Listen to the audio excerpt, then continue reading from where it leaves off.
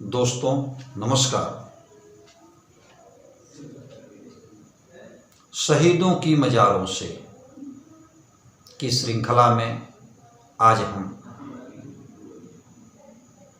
भारतीय स्वतंत्रता आंदोलन के एक महान योद्धा के बारे में वीडियो लेकर के आए हैं। हमें आशा ही नहीं पूर्ण विश्वास है यह वीडियो आपको जरूर पसंद आएगा।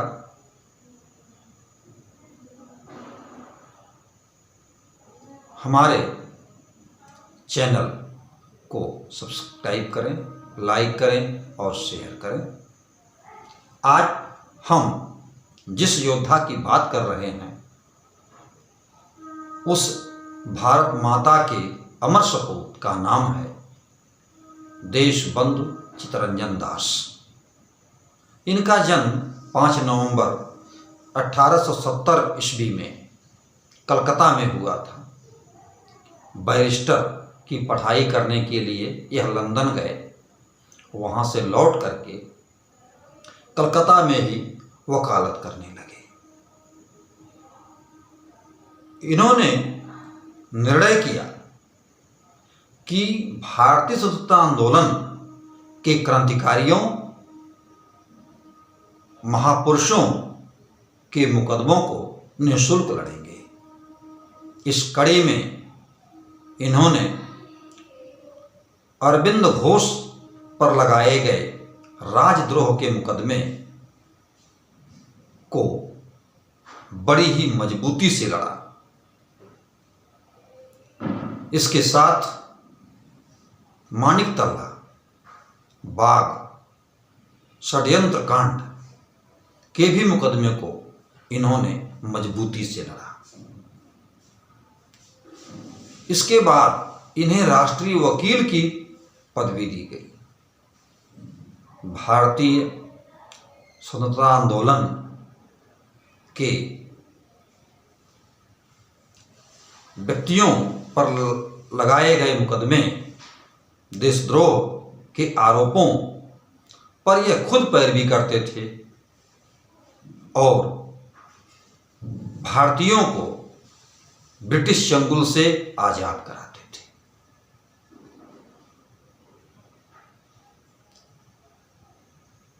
उन्नीस 1906 में यह भारतीय राष्ट्रीय कांग्रेस में शामिल हुए और तब से कांग्रेस के सानिध्य में रह करके अनेक आंदोलन इन्होंने चलाया। CR दास जी,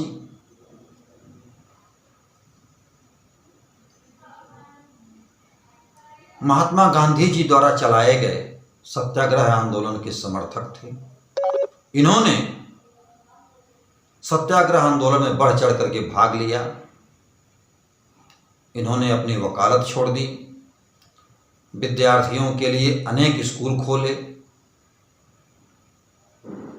इस कड़ी में उन्होंने अपना घर भी लोगों की सेवा के लिए दान में दे दिया।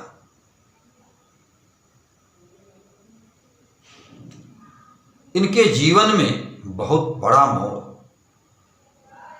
तब आया जब 12 फरवरी 1922 को महात्मा गांधी जी ने चौरी चौरा घटना के बाद असहयोग आंदोलन को स्थगित कर दिया। इससे चित्तरंजन दास जी क्षुब्ध हुए, उनको बड़ा दुख हुआ और उन्होंने असहयोग आंदोलन का विरोध शुरू किया। उस दौरान इन्होंने 1919 के एक्ट के आधार पर होने वाले चुनाव में भाग लेने का फैसला किया। 1922 में गया के कांग्रेस अधिवेशन में इनको अध्यक्ष बनाया गया और इन्होंने असहयोग आंदोलन का विरोध किया। 1923 में चुनाव हुए। इन चुनावों में स्वराज दल ने बढ़ चढ़कर भाग लिया। बंगाल और मध्य प्रांत में इसे बहुमत मिला। अन्य स्थानों पर भी इसे व्यापक सफलता मिली। 1923 में इन्होंने इलाहाबाद में स्वराज दल की स्थापना की थी। चित्तरंजन दास जी इसके पहले अध्यक्ष बनाए गए तथा मोतीलाल नेहरू जी इसके महासचिव बनाए गए। 1923 में प्रांतीय तथा केंद्रीय व्यवस्थापिकाओं में स्वराज दल ने भाग लिया और अच्छी सफलता प्राप्त की। इसके साथ स्वराज दल के उद्देश्य पर विचार किया जाए तो इनका प्रथम उद्देश्य था चुनाव लड़ना और चुनाव में भाग लेकर के काउंसिल में प्रवेश करके अंग्रेजी नीतियों का विरोध करना। ये लोग अधिक से अधिक काउंसिलों में प्रवेश करके उन पर भारतीयों का आधिपत्य जमाना चाहते थे। स्वराज दल स्वराज की मांग पर अडिग था। यह लोग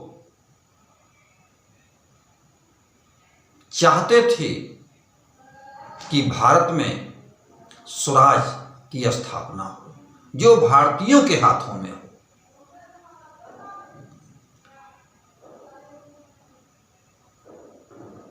यह स्वराज दल कांग्रेस के अंदर ही रह करके अपनी गतिविधियां जारी रखे हुए था। बीच में यह लगा कि जैसे कांग्रेस और स्वराज दल के बीच विभाजन हो जाएगा, लेकिन महात्मा गांधी जी, जवाहरलाल नेहरू जी, इन लोगों के सहयोग से कांग्रेस का पुनः बंटवारा नहीं हुआ, बल्कि स्वराज दल के लोग कांग्रेस के अंदर ही रह करके अपनी गतिविधियां संचालित करते थे और कांग्रेस ने भी एक प्रकार से उनको मान्यता दी। 1924 में कांग्रेस के बेलगाम अधिवेशन में स्वराज दल का ही प्रस्ताव कांग्रेस का प्रस्ताव बन गया। प्रश्न उठता है कि चित्तरंजन दास जी के नेतृत्व में स्वराज दल ने क्या उपलब्धियां प्राप्त की। तो सबसे पहले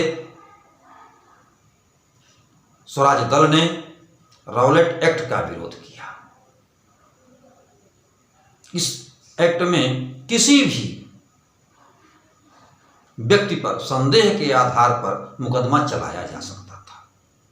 तो स्वराज दल ने 1919 के अधिनियम में संशोधन के लिए सरकार पर दबाव डाला और सरकार ने कुछ इनकी मांगों को स्वीकार भी किया। स्वराज दल काउंसिल के अंदर प्रवेश करके बजट मांगों को अस्वीकार कर देता था। इससे सरकार पर दबाव बढ़ता था और सरकार जन कल्याणकारी कार्य करने के लिए बाध्य हो जाती थी। स्वराज दल उन कानूनों का विरोध करता था जिन कानूनों से भारतीयों का उत्पीड़न किया जा रहा था। उन सरकारी अधिनियमों का स्वराज दल ने खुलकर विरोध किया। स्वराज दल देश की स्वतंत्रता के लिए प्रतिबद्ध था और इसके लिए पूरे देश में एक जन जागरण चला रहा था। स्वराज दल अपने कार्यक्रमों के अंतर्गत वॉक आउट करने की नीति भी अपना रहा था। स्वराज दल के लोग व्यवस्थापिका सभाओं में प्रवेश करके तुरंत उनसे बाहर निकले आते थे। यह उनकी एक रणनीति का हिस्सा था। 1925 में 16 जून 1925 को CR दास, देशबंधु चितरंजन दास की असामयिक मृत्यु हो गई। इनकी मृत्यु से स्वराज दल को बड़ा धक्का लगा। स्वराज दल में ही एक ऐसा गुट उभर आया जो अंग्रेजों का सहयोग करना चाहता था। स्वराज दल के साथ साथ इस गुट के लोग अंग्रेजों के सहयोगी बन गए। ऐसा लगने लगा कि ये लोग अंग्रेजी नीतियों के विरोध के बदले ये लोग अंग्रेजी नीतियों का समर्थन कर रहे हैं। और 1926 में होने वाले चुनाव में स्वराज दल को बहुत सफलता नहीं मिली। इन सब कारणों से धीरे धीरे स्वराज दल का अस्तित्व समाप्त हो गया। आज हम इस अवसर पर इस महान व्यक्तित्व, महापुरुष, भारत माता के अमर सपूत चितरंजन दास को कोटि कोटि नमन करते हैं और उनके आदर्शों पर चलने का संकल्प लेते हैं। धन्यवाद।